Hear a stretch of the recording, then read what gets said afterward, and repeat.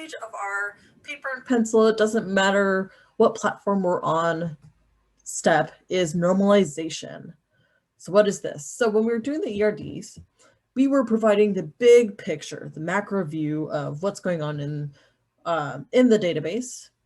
A lot of the reason why we're doing the ERD is A, to get us started on this road, but B, as a communication tool. That's why when I'm talking about like, oh, let's look at the scope of your project, having a baby ERD where at least you have your main entities in place is a really good, easy way for me to be able to see like, oh, is this going to be too big or what's going on? Do you have the structure generally correct? Normalization is actually going to help us take a micro view into each entity.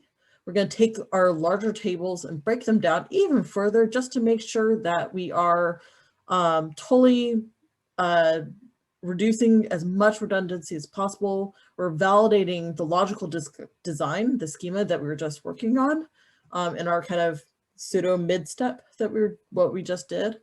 And then we're going to reduce the possibility of anomalies as much as possible. So normalization is a key transition step between the ERD and actually getting our database actually in a database management system instead of just lovely drawings. So anomalies, what could possibly go wrong? If your tables are not set up correctly, these are some of the things that can happen. So here we have an example table. You see that there's a student ID, an activity, and a fee for the activities. So students are paying fees in order to do extra activities. This might be something like, I don't know how the school works exactly, our school, for this stuff, but I do know like if you want to swim in Queen Anne, you can pay money for that, and then you can do that externally. We might have something internally, especially for the undergrads. But if our table was stored like this, without all the extra cool stuff that we're going to need to do in order to fix this, we're going to run into 3 problems. So our insertion anomaly, let's say that we want to add in skating as one of our activities. Great.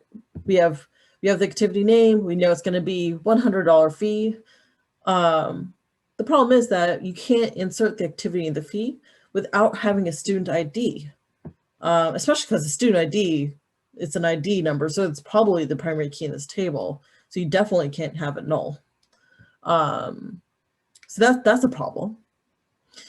A deletion anomaly is, let's say that our student ID 100 stops skiing. Okay, maybe seasonal change.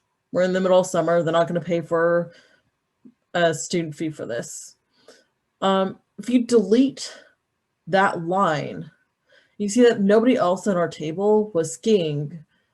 So not only do you lose the information that you intended to lose, which was that the student was skiing, but you also lose the fee that's associated with skiing. So we accidentally deleted data that we needed.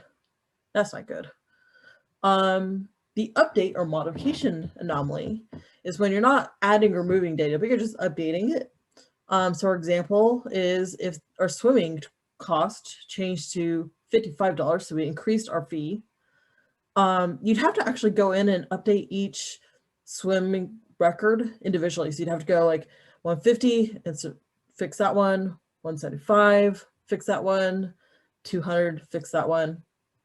So not only is this a time waster, but there's a lot more opportunity for human error, either forgetting people or typing in the wrong number, those kind of things. Then if that happens, now you have inconsistent fees in there, and that's a whole nother problem. And you can see how it escalates when you have these anomalies. So in order to avoid those, our hero, normalization. So like I said, we're going to decompose our tables into smaller tables. It's going to avoid those anomalies without any information loss. What's the trade-off in this, other than having one more step in this process? Our schemas are going to become more complex. You're going to probably be adding tables through this process. That makes it more difficult to understand when you're looking at it. And the more tables you have, the more possibility that your query execution time may increase. It's not going to be a problem for our size of databases that we're doing for this class, our little baby projects.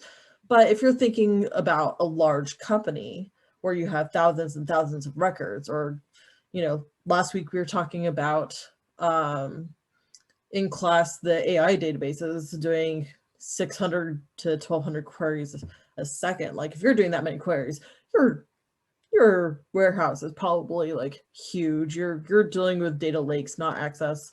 And so when you have instances like that, you might actually end up denormalizing in order to improve your time. So there are trade-offs, but we're going to learn these just to make sure that we know how to do them correctly, because ideally they are normalized. Now, there are several forms of normalization. People usually say like there's like 5 or 6 forms. Computer science folks have identified around 11 of them, but for our purposes, we usually only need to talk about the first 3 or maybe 4. So we're actually, even though the book goes into 4, we're actually going to just talk about the first 3.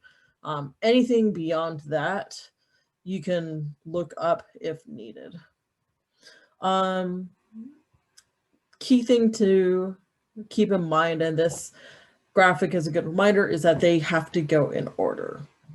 All right, so you always have to start with the first normal form, finish that, then you're allowed to move on to the second one. Finish that, then you're allowed to move to the third.